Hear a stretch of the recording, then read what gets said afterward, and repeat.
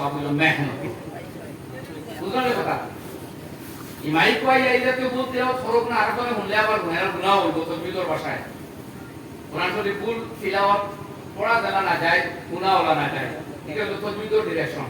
বেকার মাসলা আবার হইছে ভুল হইলে পড়া বাদ দিত না, মেহনত করে করে শিখতো। যতদিন শিখা ভুল হইতো না ততদিন প্রত্যেক আয়াত শব্দ যখন নষ্ট করব আল্লাহ তাআলা দ্বিগুণ সওয়াব দিবেন। ঠিক আছে?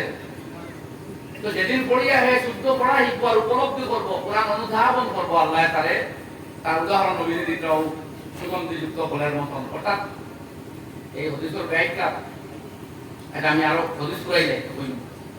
আর ওমাসালুল মুমিনিল্লাযী লা ইয়াকরাউল কুরআন, আর যে মুমিনে কোরআন পাঠ করে না, ঈমান আনছে আর কোরআন শরীফের লগে তারে মিলায় না নিয়া ইকান তিলাওয়াত যায় না, উপলব্ধিও করতে চায় না, বুঝতে চায় না, তার মিসাল কাত্তামরতি খেজুরের মতন, তা'মুহা তাইয়িবুন ওয়ালা রিহা লাহা, খাইতে স্বাদ কিন্তু তার কোনো সুগন্ধি নাই,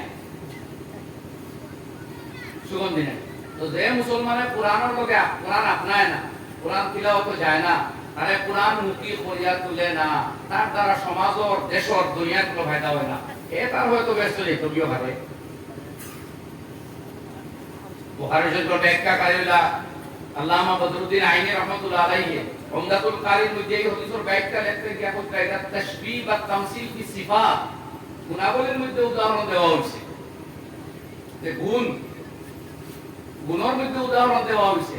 খাজুর ফলটা তো খাইতে স্বাদ আছে, কিন্তু ওনার একজনের খাজুর খাইতে দারুণ দারুণ ফায়দা হয় না, আর আপর একজনের দারো মাত্রে যে দারো আছে তারও ফায়দা হয় সুগন্ধি।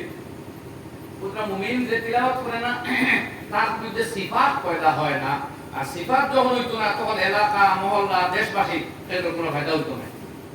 তার মানে আমরা মুসলমানে নিজেরা কোরআন মুখে হইয়া করতাম।